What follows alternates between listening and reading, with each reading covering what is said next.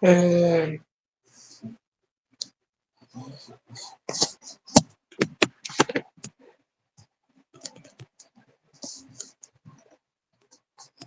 Bom, boa tarde, professora, ou bom dia ou boa noite, não sei o horário que você vai estar assistindo isso. Meu nome é Leonardo Vicente, eu vou estar apresentando o trabalho sobre distribuição normal, né, que é referente à nota seminário, que substituirá, na verdade acrescentará, né, uma nota a mais para quem ficou sem passar, né, mesmo fazendo a prova substitutiva. Enfim, dá início então ao seminário, né. Bom, aqui a gente tem uma figura representando uma figura gráfica, né, de um gráfico representando a distribuição normal, né? Como você pode ver, é uma figura que ela tem um formato de onda, assim, de sino, melhor falando, né? Ela também ela é conhecida como distribuição de Gauss, né? Distribuição gaussiana. E ela é a representação gráfica, como eu falei, da distribuição normal. Bom, a distribuição normal ela é uma medida que a gente utiliza, né, para ter parâmetros sobre alguns valores, né, e ela engloba a média, a mediana e a moda, como a gente pode notar aqui nos gráficos, né. A média seria a distribuição normal, onde descreve o padrão de distribuição em torno dessa média, indicado pela parte mais alta da curva do sino, né. A gente pode observar aqui no gráfico B, que a gente tem ali a posição da média, da moda e mediana na forma central do sino, né? E diferente de outras distribuições positivas ou negativamente distorcidas, na distribuição normal, a média corresponde ao valor central ao redor do qual os outros valores se agrupam, né? Aqui, no caso, seriam a negativa, a letra A e a C positiva, onde mais próximo do X seria positivo e mais longe do X a frequência seria negativo. Aí a gente tem outro parâmetro que auxilia a gente dentro da distribuição normal, né? Que seria o desvio padrão, no qual é uma medida de quão espalhados os outros valores estão em volta do gráfico, né? Como a gente pode observar, quanto mais valores estão espalhados em relação à média, né? E isso corresponde à distribuição desses dados, né? Onde cerca de 68% dos dados estão dentro de um desvio padrão, que é referente a -1 a 0 e 0 a 1. 95% estão dentro de dois desvios padrão, então seja no intervalo de 2, que seria do -1 ao -2 e de 1 a 2, e 99,7% estão dentro de 3 desvios padrão, seria no intervalo de -2 a 3 e 2 a 3, né? Seria as áreas mais clarinhas aqui, quase perto de zero. Dando continuidade, aqui eu trouxe um exemplo, né? É um dos mais comuns, onde a gente, se tomarmos a altura média dos alunos de uma sala de aula em 160 centímetros e o desvio padrão de 10 centímetros, em distribuição normal, temos que a maioria dos estudantes terá altura próxima a 186 centímetros a média, né? Segundo o que já vimos sobre esse desvio padrão, temos que cerca de 68% dos estudantes terão altura entre 150 a 170 centímetros, dentro daquela escala seria de 0 a -1 e de 0 a 1, né? Aí no caso seria 68%, aí 95% seria 140 e 180 centímetros, que no caso seria -1 a -2 e de 1 a 2, e 97% seriam as alturas de 130 a 190 centímetros, que seriam as alturas mais dispersas, por assim dizer, ou menos constantes, né? Mais longe da média, que seriam de -2 a -3 e de 2 a 3, dentro da distribuição normal, né? Dentro do gráfico da distribuição normal. Bom, em questão da aplicação, A distribuição normal, ela tem muita importância em várias áreas, né?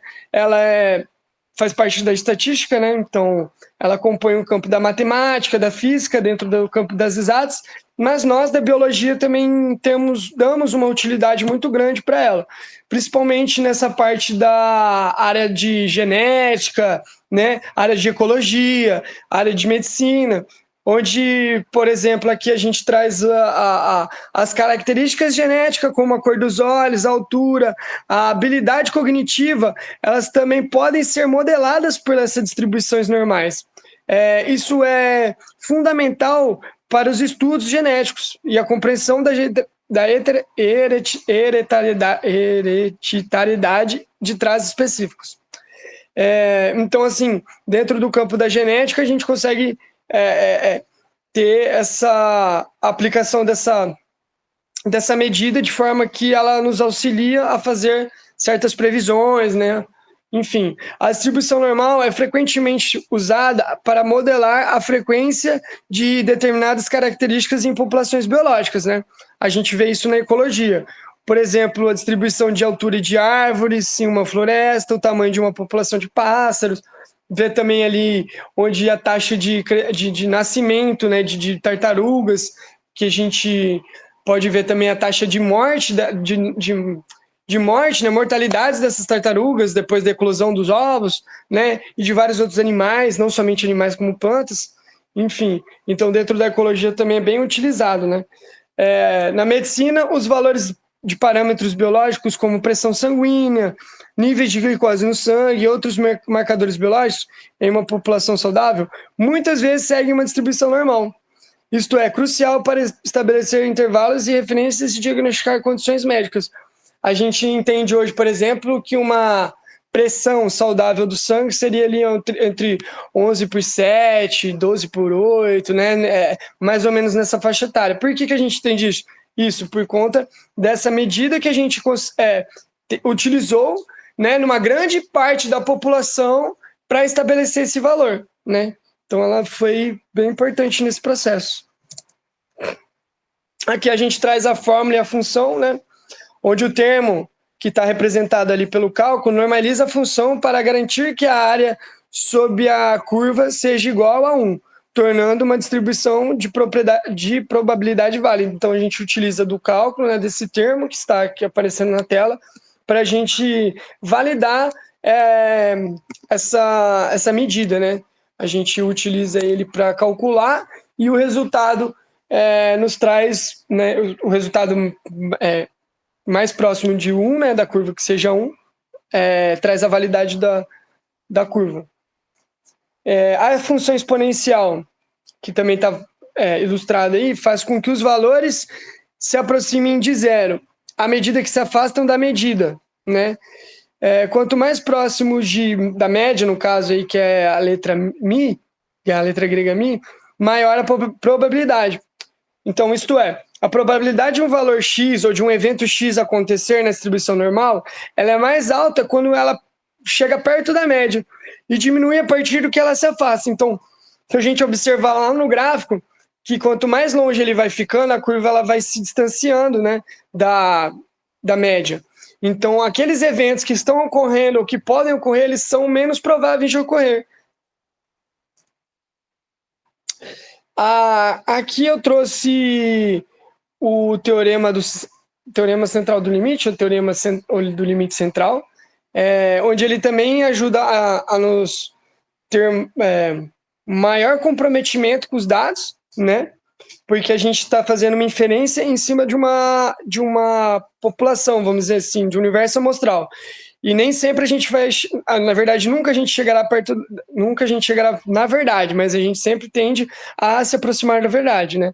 E o teorema central do limite, ele nos ajuda a isso. Ele descreve o comportamento de médias amostrais de uma população, independente da forma de distribuição original dos dados.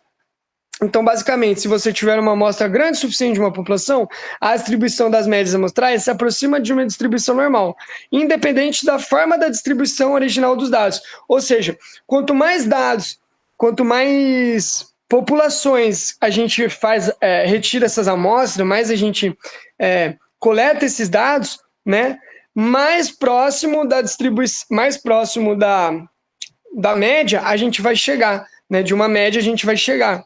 Por quê? Porque o padrão ele vai ter uma repetição.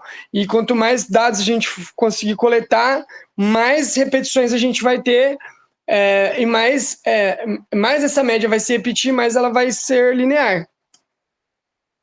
Mais ela vai se tornando linear.